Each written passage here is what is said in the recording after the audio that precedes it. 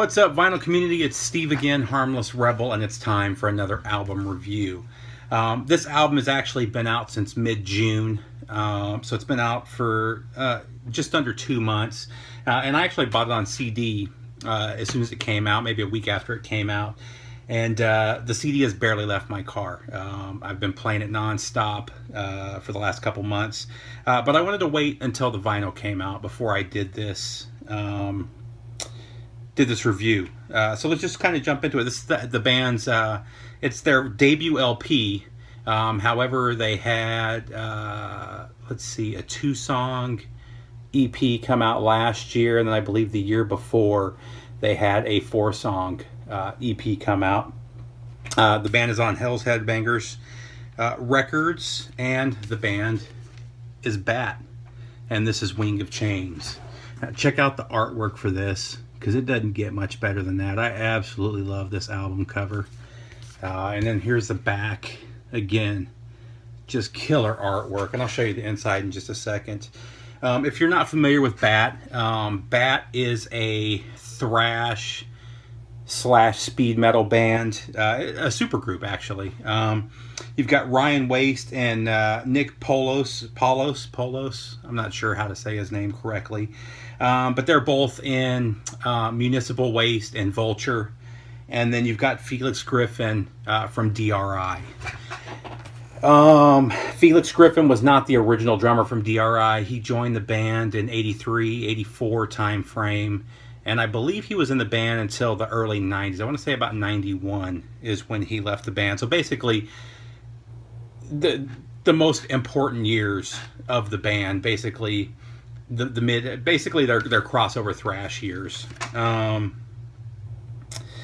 a lot of reviews that I've seen have called this new wave of traditional metal or neo thrash or new school thrash.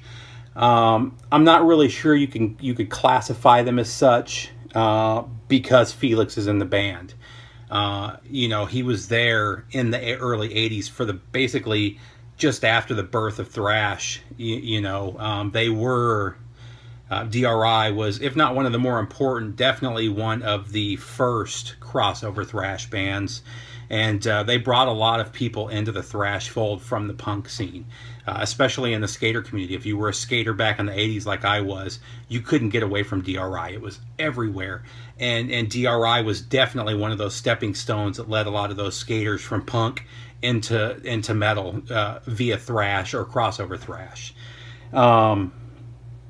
So again, you can't really call this a new school thrash band because you've got an original thrash band member in the band. So, and it's not new school thrash at all. I mean, this is straight up early 80s, old school thrash, speed metal, a perfect mix of the two.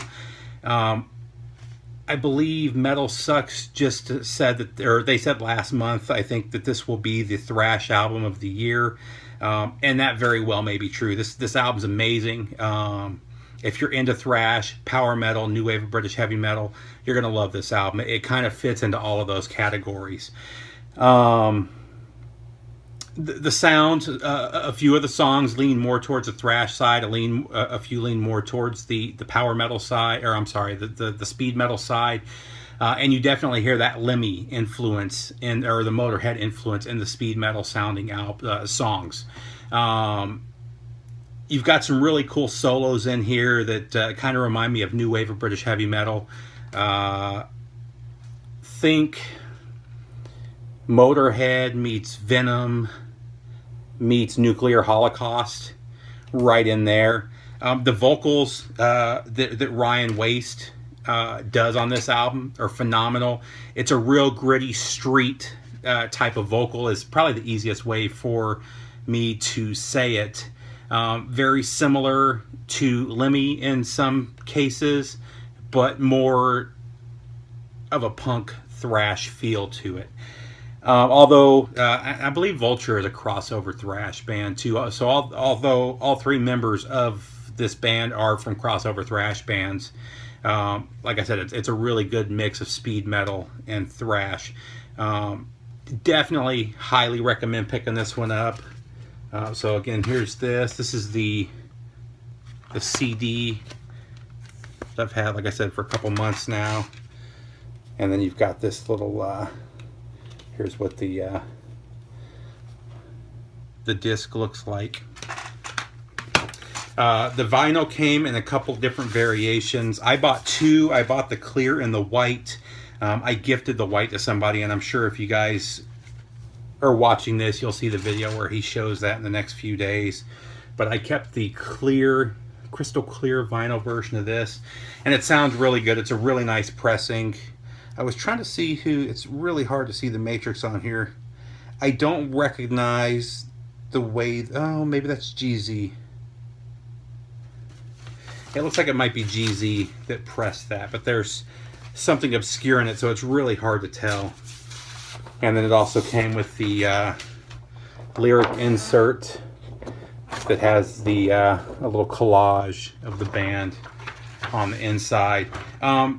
This is just no frills, straight up metal. And another thing I love about this is it clocks in just under 30 minutes, which I'm glad to see more bands going back to the shorter album-oriented format, meaning a lot of bands are now putting out albums that sit right around 45 minutes again, which is where, you know, back in the day most albums were. You know, in the 90s, you had bands like Metallica and a few others that were doing these epic hour-and-a-half long albums that were just too much. 30, 45 minutes is perfect, in my opinion, for a single. If you're going to do a double album, that's something totally different. But and I find that usually when bands when bands do double albums, a good portion of them could have left off part of that material and done one solid 45-minute album, which is the case with a few of those Metallica albums, just off the top of my head. But again, if you're into thrash, if you're into new wave of British heavy metal, if you're into speed metal, you're going to love this album. I highly recommend picking this one up. Hell's Headbangers, they sold out as soon as they went up. I got on the website the day after the pre-order went up, and they were already sold out. When I looked a few days ago, Shadow Kingdom still had a couple copies, as did the band's Bandcamp website. I'd recommend also picking up their 12-inch EP. A new pressing just came out, so if they're still available, grab them. The first two pressings sold out really fast, and it's a great EP. And then they also have a 2-song 7-inch EP that came out last year. If you run across that, grab it, and you'll have everything that they released. So far it's the 2 EPs and this full length, but all three are must-haves. Again, I highly recommend grabbing this one. That's pretty much it, guys. Take care, and you'll see me again soon.